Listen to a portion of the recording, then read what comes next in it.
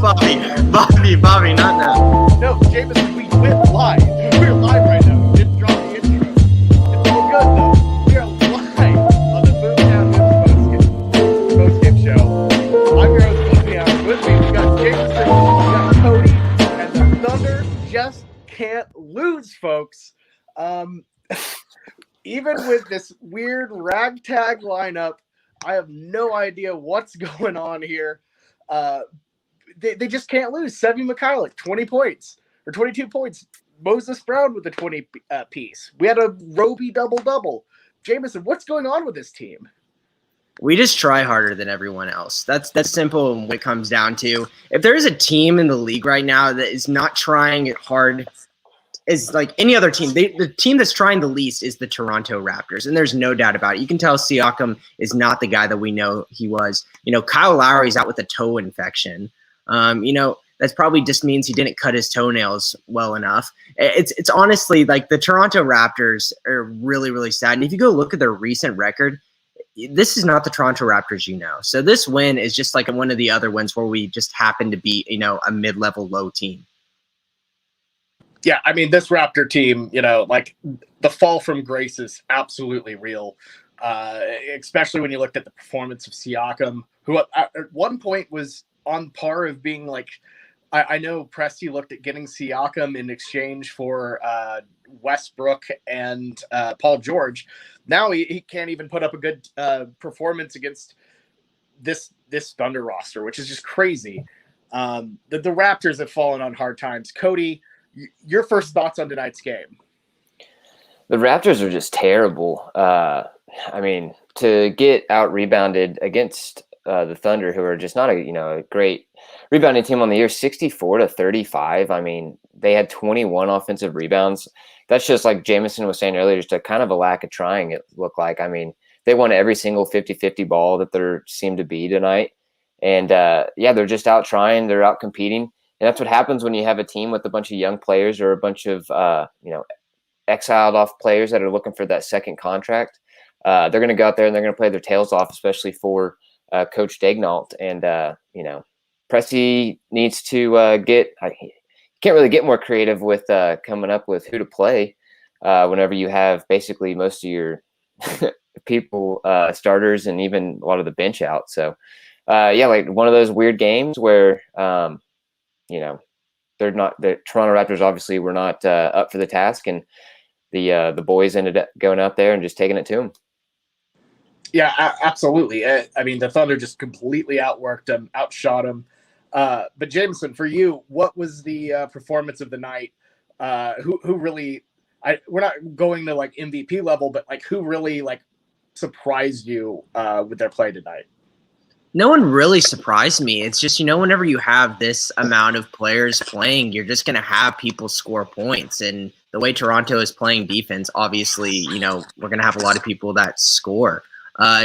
T on YouTube said, is this the Thunder second unit or the 2014 Spurs?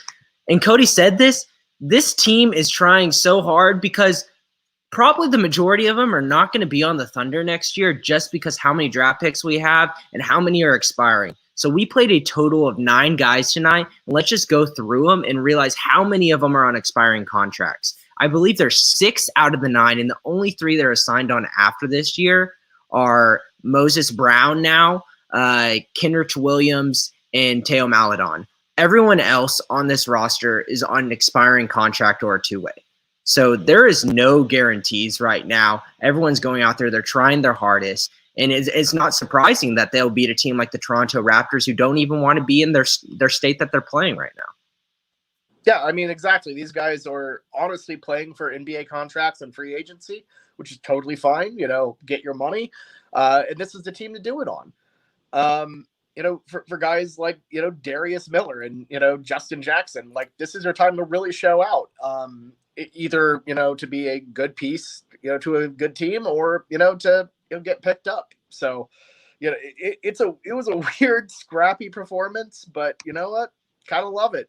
Cody, who stood out to you tonight? Yeah, I'll go with Svi. He's just been really standing out to me since the trade for Hamidou Diallo. doing a lot more with his game than we really saw in Detroit. I don't know if it was just, being a Detroit dumpster fire that it is up there. Coming down here was just, a good change of scenery for him. Like even tonight, there was one lob that he had. I can't remember who threw it to him, but he just threw it straight down in the fourth quarter. And then 22-9 and 4-7 from three, doing a lot more with his game than we initially thought. We initially just thought that he was going to be, a spot up shooter, but he's definitely showing without, SGA Dort out there. He's up to the task of doing some ball handling and a lot more athletic than I thought he was for sure. Yeah, no, the dunking has been super weird out of nowhere. Never dunked as a Piston, but is dunking out of nowhere. I mean, they're not crazy dunks. They're rim grazer package dunks for sure. But still dunks out of nowhere. It's crazy. It's like reverse Blake Griffin. He's getting the good wrist high above the rim. Here's the thing I've noticed about Svi, and this is why he doesn't get much dunking that he had from the Pistons. It's because he jumps off 2 feet. And any person who's played basketball realizes whenever you're a 2-foot jumper, you don't dunk much in the game. But the way the Thunder plays, the way we run, the effort that we put out, there's a lot of fast breaks. Therefore, you have the opportunity to jump off 2 feet and get a dunk.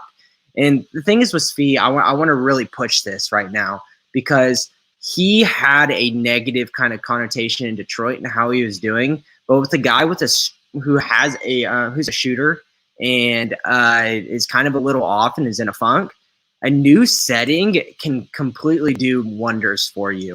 And it completely brought back his confidence. And you can tell that the way he's dunking the ball and shooting the ball and that, that 30-footer that he had tonight, he's confident and he believes himself. And we know he has the ability to shoot. They just weren't going down Detroit. And this trade has done him wonders and has earned him a contract for next year. Yeah, no, absolutely. This is the Svi Mikhailiuk that was like balling out at Kansas. It's the type of guy that, and even then he wasn't even that consistent at KU. So I'm thrilled with having Mikhailiuk. I know he's probably going to get a bigger deal on the open market than we can probably pay for, and I don't think we're in the business of buying or really signing anyone big, other than re-signing the guys we really want for our core. But hey, he's been pretty good. But I will say, speaking of guys we have signed, Jameson, we haven't talked to you about Moses Brown yet since his double-double streak, since his 20-20. What have you seen in Moses Brown's game that is really just kind of blown up out of nowhere? He does so well, and I feel like I've talked about this every single segment I've talked about, is he gives effort, and that's what sets him apart as a player in the league. Because whenever you're 7'1" and you have these natural gifts that you were born with, if you go out and you try harder than the other 9 guys on the court, you're going to go and get yourself some stats.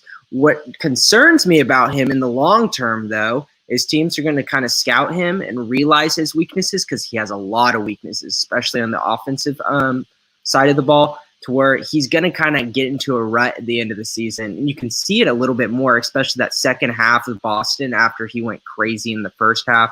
In the last game that we played as well, teams are starting to figure out how to really put their body into him and block him out and kind of push him outside, which is hurting him. But if he continues to run the floor with effort and the fast break, get ahead of the ball, and then scrap for offensive rebounds, he's going to have a roster spot on any NBA team. Yeah, and I will say, thankfully, he's on our team. I love the deal we signed him for, honestly. Just it's a perfect blend of, you limit your risk because you can get rid of him if he doesn't perform down the line, but you also won't have him stolen from anyone. So that's great. Cody, your thoughts on Moses? Yeah, he's looking really good. Anytime that you can go from a 2-way contract to a full contract with the team, that's awesome.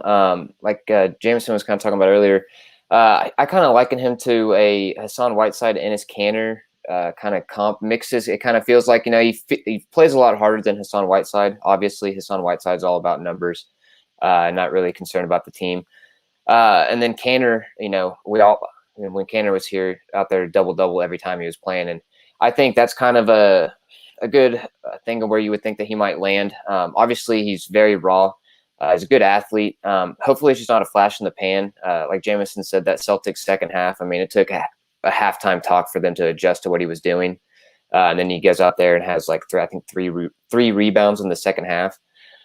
So, I mean, once there's more tape on him, yeah, guys are going to start to where they're going to figure him out a little bit more, but he's still really young, can improve a bunch. And so to get him on a really, really team-friendly contract just to kind of see what you have is just another one of Presti's good deals that he's made the past 18 months. One quick thing, Cody, thoughts on Bally Sports? Not a fan. That's for sure. Yeah, Bally Sports. Okay, I guess while Bobby leaves, Bally Sports. I had the privilege of watching the whole game. I understand there's a lot of people out there that got blackouts, couldn't watch it on whatever. I just watched it on the Fox Sports Go app through a cable login and worked fine for me.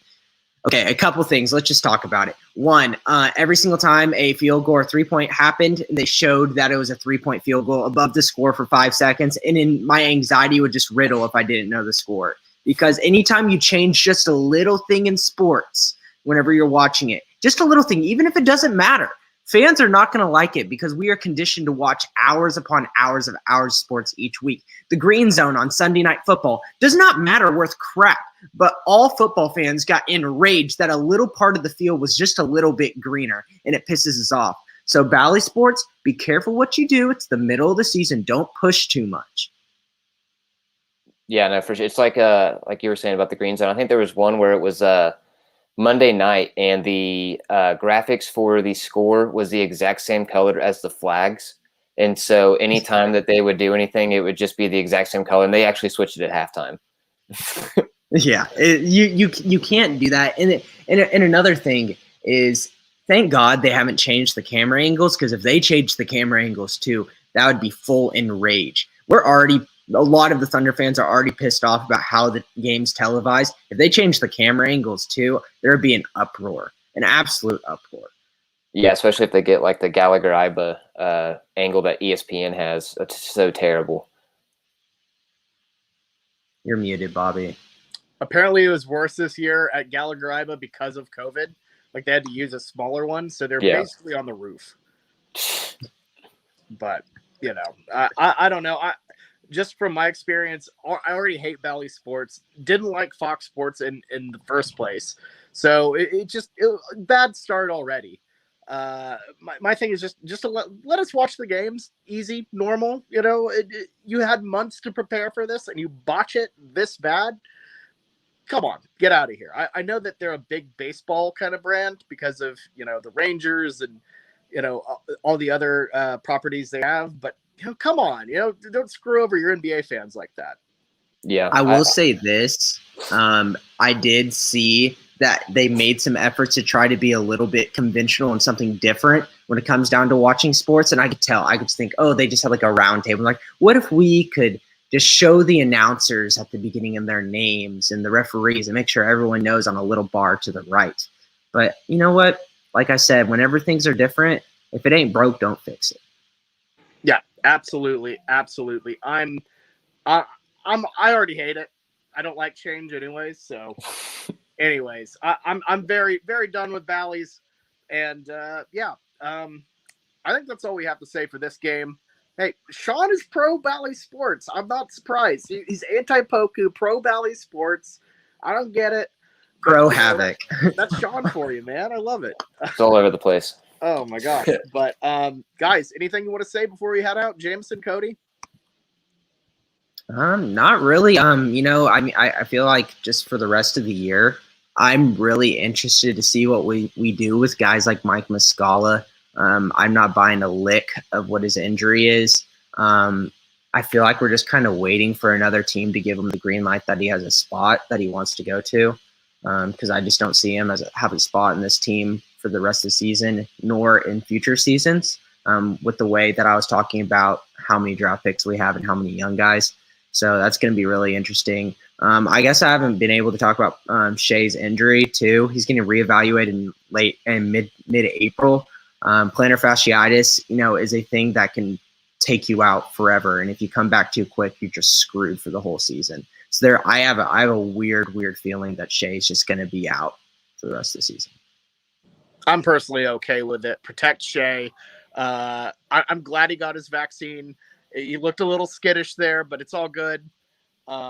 So yeah, Jameson, Cody, thank y'all so much for coming on. And for all of y'all, thanks for tuning in. Sorry for the weird broadcast change of me apparently being in front of a computer screen lava lamp. But you know what? It's a night of weird changes, so I guess we had to throw one more at you. But Jameson, Cody, thanks again. This has been the Boomtown Hoops post-game show, and we'll see y'all around soon. So have a good night. Thunder up. Jameson, play us out.